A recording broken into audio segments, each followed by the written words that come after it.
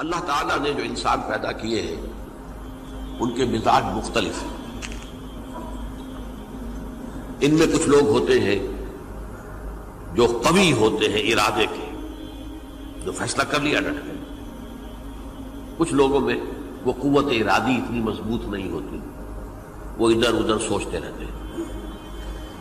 کچھ لوگ جسمانی طور پر بہت توانا ہوتے ہیں، کچھ لوگ جسمانی طور پر پیدائشی طور پر کمزور ہوتے ہیں.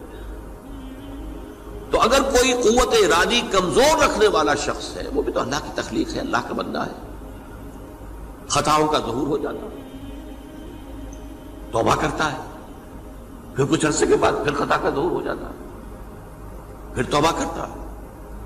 تو ہم تو یہ سمجھیں گے کہ ایک حد کے بعد پھر اس کی توبہ قبول نہیں ہونی چاہیے. لیکن حدیث سنیے. وعن ابی ہریرہ رضی اللہ تعالی عنہ قال قال رسول اللہ صلی اللہ علیہ وسلم ان عبدا اذنب ذنبا، یقیناً ایک بندہ جو ہے وہ ایک گناہ کرتا ہے. فقال، پھر وہ کہتا ہے رب، اے میرے پروردگار، اذنبت فاغفر لی، مجھ سے گناہ ہو گیا ہے، مجھے معاف فرما دے.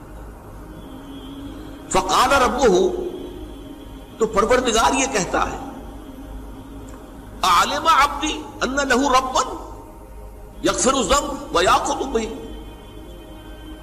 میرا یہ بندہ یہ جانتا ہے کہ اس کا ایک رب ہے جو گناہ معاف بھی کر سکتا ہے اور سزا دے بھی سکتا ہے.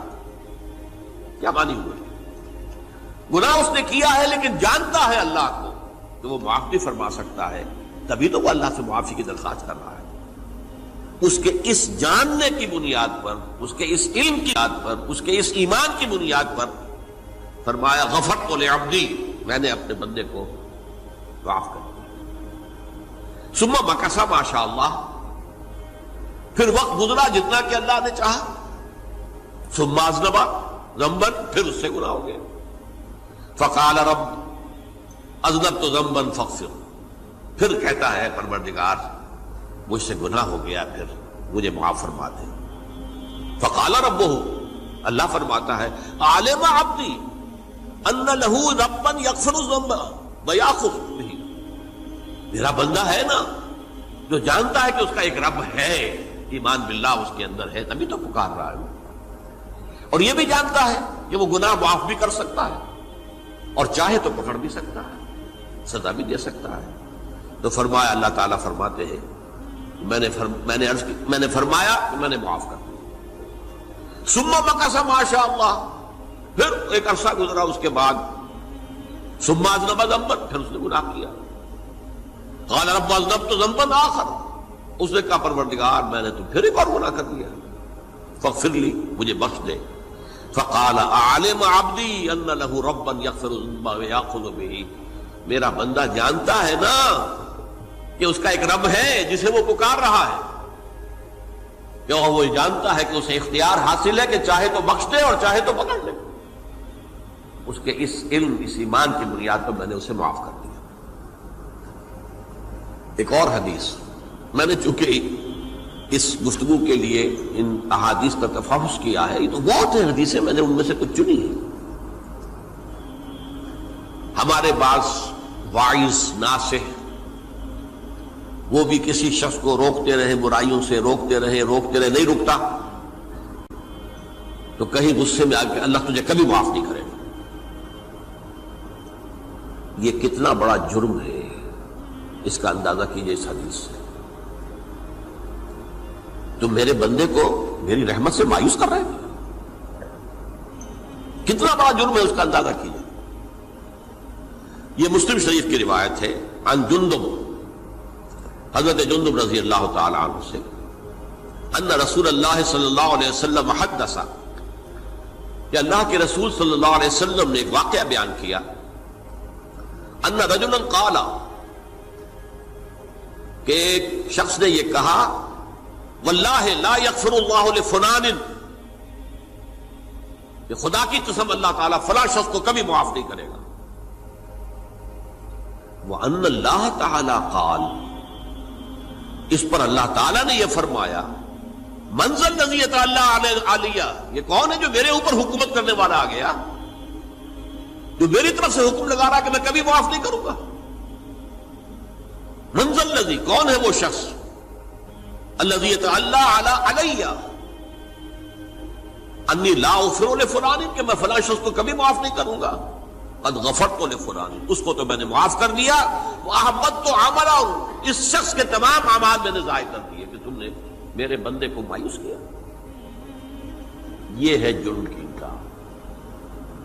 تو توبہ کی دعوت دیتے رہو، توبہ کے لیے لوگوں کو آمادہ کرتے رہو، توبہ جو ہے اس کے لیے ترغیب دیتے رہو، اللہ تعالیٰ معاف فرمانے والا۔ اب آخری حدیث سنا رہا ہوں، یہ تو بہت ہی عجیب حدیث ہے اور متفق علیہ، یہ بخاری اور مسلم دونوں میں۔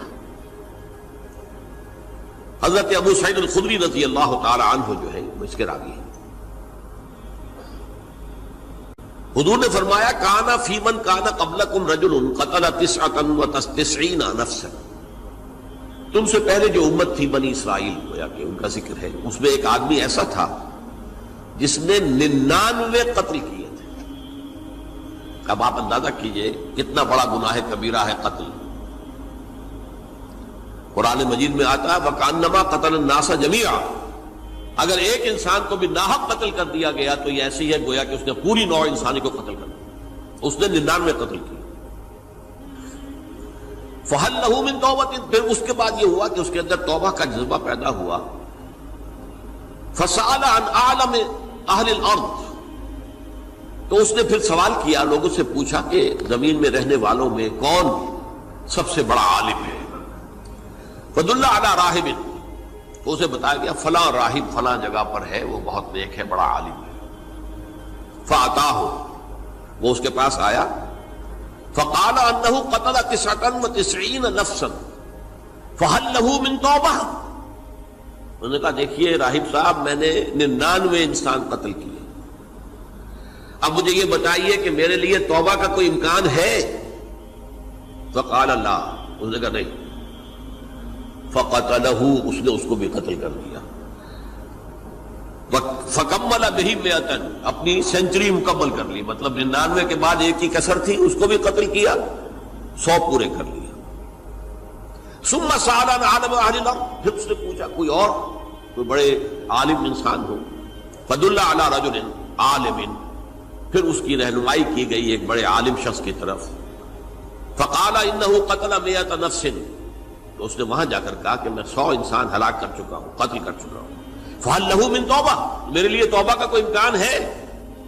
فَقَالَ نَعَمْ، کہا کیوں نہیں، 100 قتل کیے تب بھی کیا ہے، توبہ کا راستہ دروازہ کھلا ہوا، مَا لَمْ يُغَرْغِرْ، جب تک کہ وہ گھنگرو نہیں بج رہا اس وقت تک تمہارے توبہ کا دروازہ کھلا ہوا ہے۔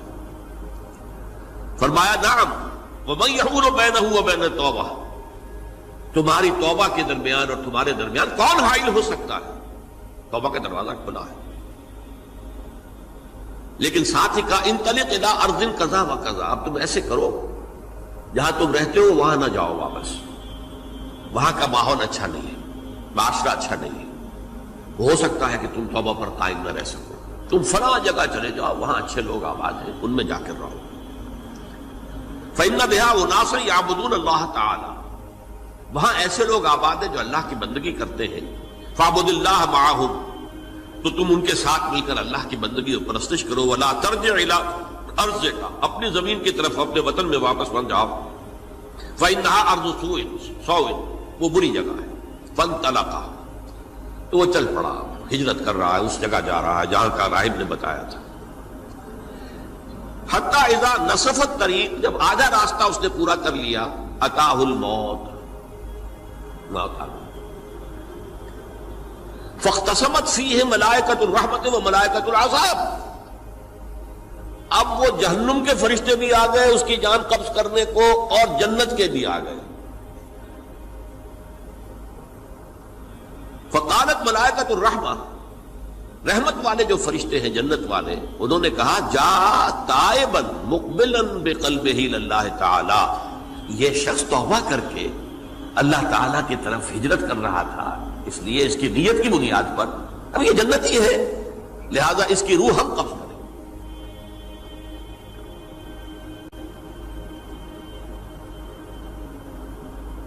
وقالت الملائکۃ العذاب، اور وہ جو عذاب والے فرشتے ہیں وہ کہیں گے انہ لم یعمل خیرا قط، تو نے توبہ کے بعد کوئی نیک عمل تو کیا ہی نہیں، تو کس بنیاد پر اس کو تم جنت میں لے جاؤ گے؟ اس کو تو دوزخ میں جانا چاہیے۔ فاتاہ ملک فی صورت آدمی، تو ان کے پاس اللہ نے ایک اور فرشتے کو بھیج دیا آدمی انسانی شکل کے اندر، فجعلوہ بینہم، تو ان فرشتوں نے کہا بھائی ہمارا فیصلہ کرا دو، اس کی روح ہم لینا چاہتے ہیں یا ہم لینا چاہتے ہیں، انہیں حکم بنا لیا۔ فقال قیسوا ما بین الارضین